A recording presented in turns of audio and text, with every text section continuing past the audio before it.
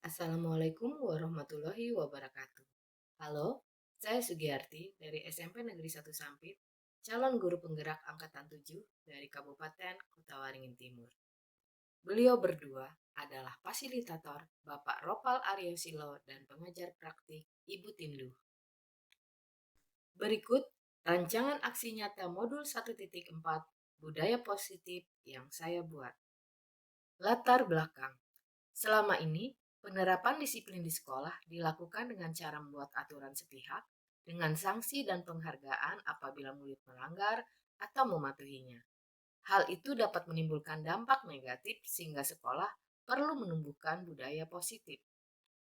Tujuan aksi nyata ini adalah: pertama, meningkatkan kepercayaan diri murid untuk mengungkapkan cita-citanya tentang kelas yang diinginkan. Kedua, meningkatkan nilai-nilai kebajikan murid. Dan ketiga, menumbuhkan budaya positif. Timeline. Pertama, meminta izin dan dukungan kepala sekolah untuk melakukan aksi nyata. Kedua, menyusun keyakinan kelas bersama murid dan didukung oleh kepala sekolah dan orang tua. Ketiga, berkoordinasi bersama rekan guru dalam memantau murid menjalankan keyakinan kelas atau sekolah.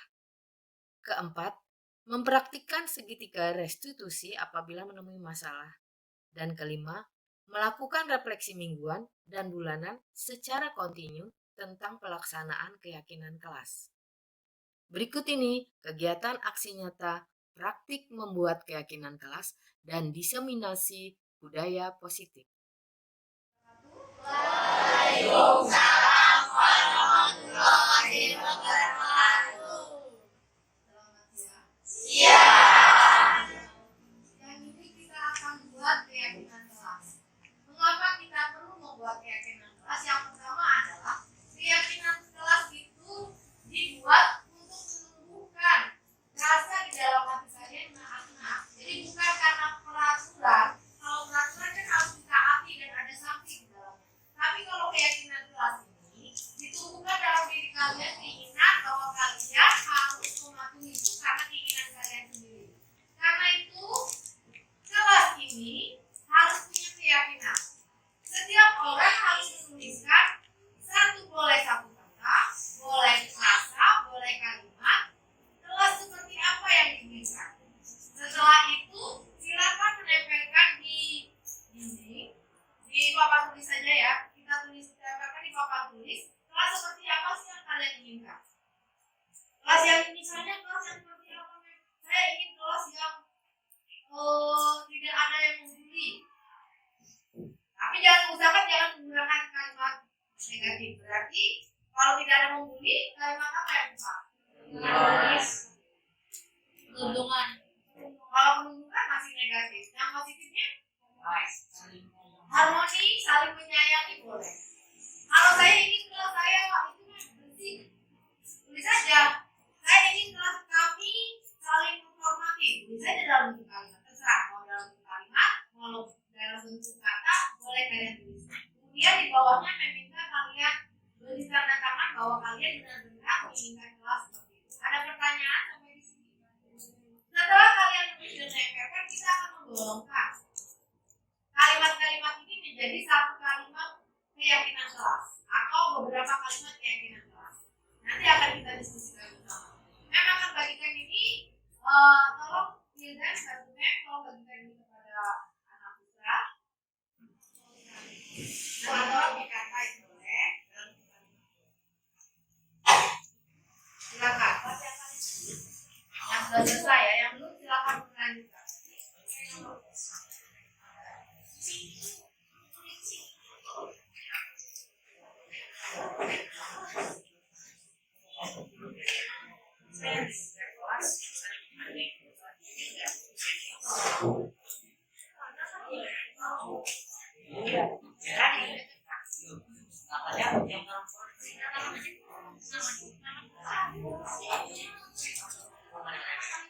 Baik, kita buat kalimat keyakinan kelasnya.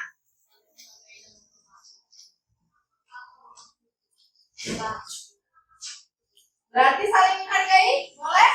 Atau kalau ada yang punya usul kalimat lain? Tidak.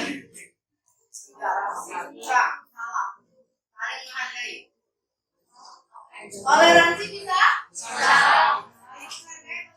Toleransi berarti dalam segala hal ya, tidak hanya dalam bentuk agama, tapi juga dalam hal berbeda pendapat, menghargai ras, suku, agama itu sebagainya. Tetapi juga kalau kalian berbeda pendapat harus saling menghargai. Berarti di sini toleransi. Oke. Kami meyakini apa?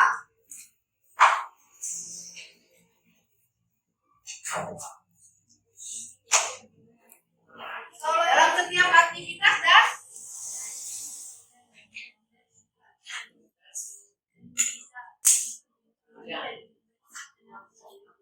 agar dapat apa? Kami meyakini harus bersemangat dalam setiap aktivitas agar kalau nggak ada agarnya ya sudah cukup sampai di sini ya. Setuju nggak dengan keyakinan kelas yang kita buat? Baik. Nanti kita tuliskan bentuknya dengan bagus, kemudian kita tempel, kemudian jangan lupa kita akan lakukan refleksi ini setiap minggu, bulan, biar sampai benar-benar ini sudah kita yakini bahwa ini sudah mendarat di dalam diri kalian. Ada berapa keyakinan kelas? Hanya 4 aja loh, hanya 4, tetapi ini universal, panjang, lebar. Ada pertanyaan dari keyakinan kelas ini? Ya, nanti akan dituliskan dan kita ini akan ditempelkan di keyakinan kelas kalian. Sampai di sini dulu ya. Kalau tidak ada pertanyaan, saya sudahi. Assalamualaikum warahmatullahi wabarakatuh. Waalaikumsalam warahmatullahi wabarakatuh. Terima kasih Bapak Ibu bersedia hadir pada hari ini. Seperti yang dikatakan Ibu Nurul tadi, kami akan sosialisasi tentang disiplin positif. Nah, seperti yang juga dikatakan Ibu Nurul tadi juga, bahwa disiplin positif itu harus kita bentuk supaya anak-anak itu melakukan disiplin itu bukan karena unsur di luar anak itu sendiri, bukan keinginan anak itu sendiri. Jadi disiplin positif dapat dibentuk kalau itu kita minta sampai nanti mereka dewasa, disiplin positif itu terbentuk harus kita munculkan dari unsur dalam diri anak, bukan di luar diri anak. Di luar diri anak itu tadi termasuk diantaranya hukuman dan penghargaan. Ternyata selama ini kita mengira bahwa hukuman dan penghargaan itu dapat membentuk disiplin. Ternyata itu hanya bisa terjadi dari unsur di luar diri anak, sehingga apabila posisi orang yang memberikan hukuman tersebut tidak ada atau tidak ada penghargaan di situ, maka anak itu tidak akan melakukan hal itu. Contoh tadi sudah diberikan Ibu Nurul Munawarah tadi ya, bahwa kita menghukum anak, kemungkinan anak itu akan mengulang kembali karena tidak muncul dari dirinya bahwa itu bukan suatu hal nilai-nilai kebajikan yang harus dia lakukan. Nah, itu intinya. Nah, kita di satu samping bisa membentuk disiplin positif siswa apabila kita bekerja sama. Mulai dari kita buat peraturan yang dijadikan nanti keyakinan kelas, sehingga sampai akhirnya menjadi budaya positif. Tetapi itu tidak bisa tanpa kerjasama kita semua menjadi keyakinan kelas. Apa sih perbedaan keyakinan kelas dengan kesepakatan kelas? Nah, sebelumnya ini tadi menyambung dengan yang Ibu Nurul katakan tadi, mengapa tidak peraturan saja? Mengapa harus keyakinan? Kita selama ini menggunakan helm untuk apa Bapak Ibu? Atau apa itu supaya tidak ditilang atau untuk keselamatan? Supaya tidak ditilang berarti itu disiplin negatif atau positif? Negatif karena di luar diri. Tapi kalau untuk keselamatan berarti disiplin positif atau disiplin negatif? Positif karena di dalam diri ingin melindungi diri, sadar bahwa itu salah, sadar bahwa itu untuk diri sendiri. Nah, itu disiplin positif setelah saya. Nah, kemudian dengan seperti itu nanti insya Allah budaya positif dari murid kita akan terbentuk. Dan itu kalau budaya positif sudah terbentuk tidak hanya di SMP ini saja. Nanti mereka setelah terjun di masyarakat diharapkan budaya positif itu tertanam menjadi hal-hal baik yang positif yang akan mereka tularkan ke masyarakat yang lain. Sekarang ini ada dua. Kita sudah kita pernah buat kesepakatan kelas. Dua-duanya tulisannya di sini kesepakatan kelas, tetapi ternyata salah satunya ini adalah keyakinan kelas. Perbedaan antara kesepakatan kelas dan keyakinan kelas adalah kesepakatan kelas itu menunjuk pada hampir mirip dengan peraturan, sifatnya detail, tetapi kalau yang keyakinan kelas itu lebih universal, sehingga apabila tidak ada hal-hal yang, kalau kesepakatan kelas kan apabila tidak ada tertulis di situ, anak-anak bisa melanggarnya, melakukannya. Tidak ada dalam kesepakatan kami, tetapi kalau dalam keyakinan kelas itu lebih universal, sehingga walaupun tidak tertulis, tapi mereka tahu bahwa itu adalah keyakinan yang mereka ingin tanamkan. Nah, antara dua ini yang mana keyakinan, yang mana kesepakatan Ibu? Kalau detail, kalau kesepakatan tadi lebih detail, kalau keyakinan itu lebih universal. Yang mana di antara keduanya? Yang hijau atau yang putih? Hijau atau putih? Putih keyakinan, benar. Itu nilainya lebih universal. Misalnya, saling menyayangi. Berarti kalau saling menyayangi, mereka tidak lagi melakukan pembulian, tidak lagi mengejek-ejek teman. Dan sekarang berikutnya, bagaimana membuat kesepakatan kelas? Keyakinan, mengubah kesepakatan kelas yang selama ini kita lakukan menjadi keyakinan kelas. Pertama, Bapak Ibu, mungkin seperti kemarin saat kita membuat kesepakatan kelas, kita bisa meminta kepada murid apa sih yang mereka inginkan, kelas bagaimana yang mereka inginkan. Nah, setelah mereka menuliskan apa yang mereka inginkan menjadi kelasnya, misalnya kelasnya damai, tidak ada yang membuli, tidak ribut. Nah, seperti itu baru kita kelompokkan kesepakatan kelas itu menjadi terlihat, terdengar, atau berperilaku. Misalnya kalau berperilaku itu mereka motivasi intrinsik di dalam siswa itu jangan menggunakan kata-kata negatif. Karena kita membiasakan kepada siswa bahwa hal-hal negatif tidak kita tonjolkan, tetapi hal yang positif yang kita tonjolkan. Yang seru perlu saya tegaskan di sini, jangan banyak-banyak keyakinan kelas yang kita buat untuk anak-anak. Mengapa? Karena kalau semakin banyak, anak-anak akan cepat lupa akan keyakinan kelas yang mereka buat. Kalau mereka lupa, bagaimana mereka akan menerapkannya? Untuk sekolah menengah pertama ini cukup maksimal 7 itu sudah banyak. Berikutnya tentang positive control. Nah, ini tadi sudah dibahas sedikit oleh Mem Nurul. Saya ingin menegaskan kembali bahwa menurut Dr. William Blazer, ini penelitian sudah dilakukan, motivasi intrinsik itu sifatnya akan lama nanti datang kepada siswa dibandingkan motivasi ekstrinsik. Yang pertama, ini tadi sudah disebutkan juga oleh Mem Nurul bahwa kita tidak bisa mengontrol orang lain.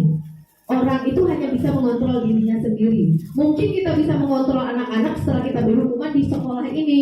Tapi bagaimana dengan mereka di rumah? Bagaimana saat mereka di lingkungan masyarakat? Itu tidak akan terjadi kalau kita melemburkan motivasi. Nah, kemudian kalau yang motivasi ekstrinsik itu tadi, karena ada peraturan, mereka melakukan itu untuk menghindari hukuman. Karena ada penghargaan, mereka melakukan itu untuk mendapatkan imbalan.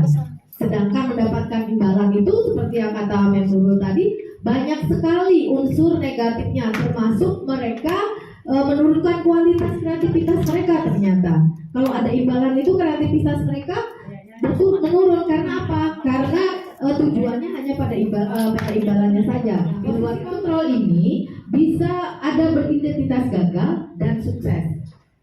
Tetapi ada juga yang lebih tinggi. Ada yang bisa membuat identitas kita itu sukses, tetapi juga mengontrol diri. Nah, guru sering menempatkan, kita sekarang refleksi diri deh. Kita ini sering menjadi posisi kontrol penghukum kah, pembuat rasa bersalah kah, teman atau pemantau atau manajer. Posisi yang paling bagus di sini adalah sebagai manajer, bukan penghukum.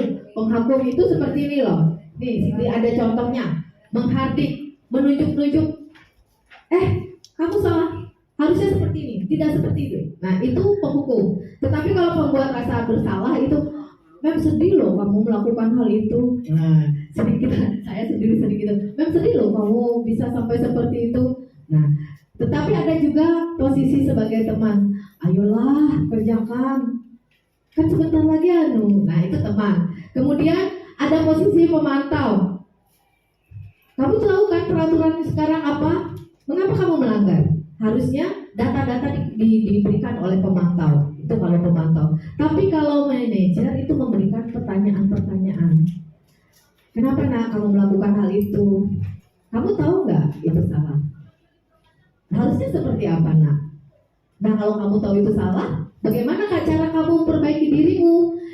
Diberikan pilihan. Anak-anak kalau hukuman kan sudah ada nih tertera, tapi kalau pilihan mereka harus menyadari hal itu dan mereka diberi pilihan untuk memperbaiki diri mereka. Bagaimana cara memperbaiki diri mereka? Nah, mudah-mudahan setelah kita melakukan sharing bersama nanti, tidak lagi kita menempatkan diri sebagai penghukum atau pembuat rasa bersalah karena yang ini pasti gagal. Identitas gagal ini pasti. Tapi bagaimana dengan teman dan pemantau? Bisa. Hanya saja kalau pemantau dan teman ini suksesnya itu bisa pada saat waktu jangka pendek. Tetapi kalau sebagai manajer kita menempatkan diri kita sebagai manajer, maka posisi anak itu, motivasi yang timbul dari anak adalah motivasi intrinsik. Itu yang sangat kita harapkan dapat kita refleksikan kepada diri kita sendiri. Apa kita sudah masuk kemana, kemudian bagaimana cara memperbaiki diri agar menjadi posisi kontrol yang lebih baik. Ingat bahwa penghukum dan pembuat rasa bersalah itu indikasi gagal. Tetapi kalau sukses itu teman, pemantau, dan manajer. Tetapi yang paling baik adalah posisi manajer karena selain sukses, ini akan berkelanjutan dalam jangka yang panjang. Jadi bukan dalam jangka yang pendek. Berbeda dengan posisi teman dan pemantau tadi. Demikian dari saya. Wassalamualaikum warahmatullahi wabarakatuh. Waalaikumsalam. Saya senang telah membuat keyakinan kelas dan saya antusias untuk menerapkannya dalam kehidupan sehari-hari sehingga kita lebih positif.